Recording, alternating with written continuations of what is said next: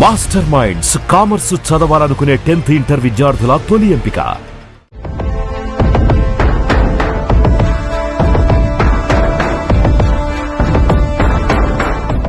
నమస్తే, welcome to యోయోటీవీ. Telangana బీజేపీలో MLA Raja Singh route separate గా ఉంటుంది. ఆయనకు రాష్ట్ర రాజకీయాల్లో ఫైర్ బ్రాండ్ గా పేరుంది.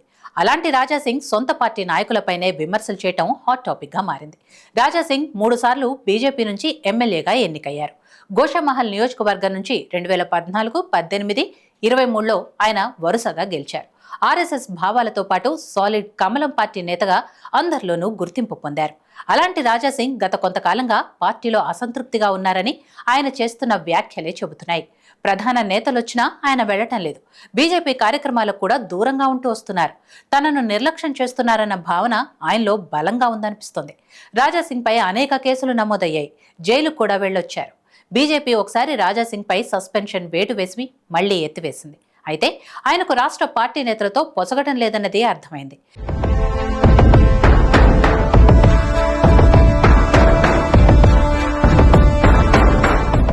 పార్టీ నాయకత్వ ఆలోచనలకు అనుగుణంగా ఇక్కడి నేతలు పనిచేయటం లేదని భావిస్తున్నారు.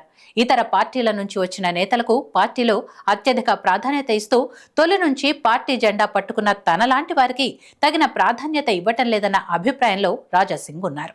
అందుకే ఆయన తరచూ పార్టీ నేతలపైనే కామెంట్స్ చేస్తున్నారు.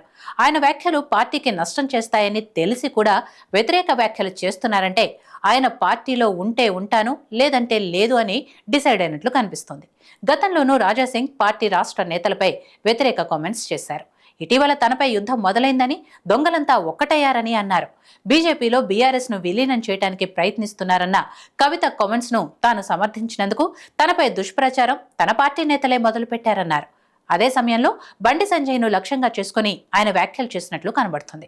కరీంనగర్ నుంచే తనపై వార్ మొదలైందని, ఆయన అన్న మాటలపై పార్టీ హైకమాండ్ ఎలాంటి నిర్ణయం తీసుకుంటుందన్నది హాట్ టాపిక్ గా మారింది. ఒకవేళ పార్టీ నుంచి తీసేస్తే ఆయన దారేటు, ఏ పార్టీలో చేరే అవకాశం ఉందనే అంశాలపై కూడా చర్చ జరుగుతోంది. మాస్టర్ మైండ్స్ కామర్స్ చదవాలనుకునే 10th ఇంటర్ విద్యార్థుల తొలి ఎంపిక.